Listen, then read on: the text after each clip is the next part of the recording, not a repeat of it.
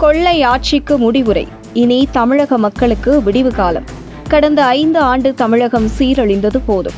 கடந்த 5 ஆண்டு திமுக ஆட்சியில் தமிழகத்தில் அத்தியாவசிய சேவைகள் முதல் அன்றாட வாழ்க்கைக்கு தேவையான பொருட்கள் வரை அனைத்திலும் விலை உயர்வு அதிகரித்து பொதுமக்கள் கடும் பொருளாதார அழுத்தத்தில் சிக்கியுள்ள நிலையில் மக்கள் எதிர்பார்த்த நிவாரணம் கிடைக்காமல் அதற்கு பதிலாக அதிக கட்டணச் சுமைகள் மட்டுமே திமுக அரசு மக்கள் மீது சுமத்தி வருவதாக விமர்சனம் எழுந்துள்ளது.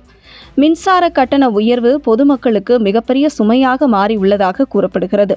2021ஆம் ஆண்டு 800 யூனிட் மின்சாரம் பயன்படுத்திய ஒரு குடும்பம் 1280 ரூபாய் மட்டுமே செலுத்திய நிலையில் தற்போது 2026ஆம் ஆண்டில் அதே பயன்பாட்டிற்கு 4770 ரூபாய் வரை கட்டணம் செலுத்த வேண்டிய சூழல் ஏற்பட்டுள்ளது. மேலும் தேர்தல் அறிக்கையில் குறிப்பிடப்பட்ட மாதாந்திர மின்கட்டண வசதி நடைமுறைப்படுத்தப்படவில்லை என்கிற குற்றச்சாட்டும் எழுந்துள்ளது.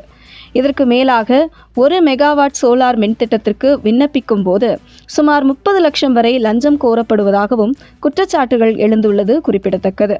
திமுக ஆட்சிக்கு பின்பு 2022ஆம் ஆண்டில் சொத்து வரி 150% வரை உயர்த்தப்பட்டதுடன் 2024ஆம் ஆண்டு முதல் ஆண்டுதோறும் கூடுதல் உயர்வுகளும் அமல்படுத்தப்பட்டதாக கூறப்படுகிறது. அதேபோல் குடிநீர் மற்றும் கழிவுநீர் கட்டணங்கள் வீடுகளுக்கு 5% மற்றும் வர்த்தக பயன்பாட்டிற்கு 10% உயர்த்தப்பட்டதால் பொதுமக்களின் அன்றாட வாழ்க்கை செலவு மேலும் அதிகரித்துள்ளது. மேலும் 2021 தேர்தலுக்கு முன் பெட்ரோல் 5 ரூபாய் மற்றும் டீசல் 4 ரூபாய் குறைக்கப்படும் என்று வாக்குறுதி அளிக்கப்பட்டதாக கூறப்பட்டாலும் அது இன்னும் நடைமுறைக்கு வரவில்லை என்ற குற்றச்சாட்டுகள் எழுந்துள்ளன. இதற்கிடையில் நரேந்திர மோடி தலைமையிலான மத்திய அரசு பெட்ரோல் 14.5 ரூபாய் மற்றும் டீசல் 17 ரூபாய் வரை குறைத்துள்ளது குறிப்பிடத்தக்கது.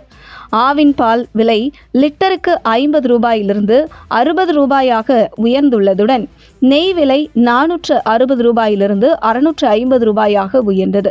இதனால் குடும்பங்களின் தினசரி செலவுகள் அதிகரித்து ஊட்டச்சத்து செலவுகளும் பாதிக்கப்பட்டுள்ளதாக பொதுமக்கள் கவலை தெரிவிக்கின்றனர். எம்சாண்ட் மற்றும் ஜல்லி போன்ற கட்டுமான பொருட்களின் விலை கணிசமாக உயர்ந்துள்ளதால் நடுத்தர வர்க்க மக்களின் வீடு கட்டும் கனவே தூரமாகி வருவதாக குற்றச்சாட்டுகள் எழுந்துள்ளது. சாலைகளில் குழிகள் அதிகரிப்பது, அரசு மருத்துவமனைகளில் வசதிகள் குறைவாக இருப்பது, பொது போக்குவரத்து சேவைகள் முழுமையாக நம்பகமாக இல்லாத நிலை மற்றும் அரசு பள்ளிகளில் அடிப்படை வசதிகள் பற்றாக்குறை போன்ற பிரச்சனைகள் திமுக ஆட்சியில் தலைவிரித்தாடுகிறது. இப்படி பால் விலை கொள்ளை, மின்சார கட்டண கொள்ளை, சொத்து வரி கொள்ளை என ஒட்டுமொத்தமாக தமிழகத்தையே கொள்ளையடிக்கும் திமுகவின் கொள்ளை மாடல் ஆட்சி என எதிர்க்கட்சிகள் கடுமையான குற்றச்சாட்டுகளை முன்வைத்து வருகிறார்கள். மேலும் திமுக ஆட்சியில் விலைகள் உயர்ந்தாலும் வளர்ச்சி எங்கே என்பதை மக்கள் கேட்கும் நிலை ஏற்பட்டுள்ளது.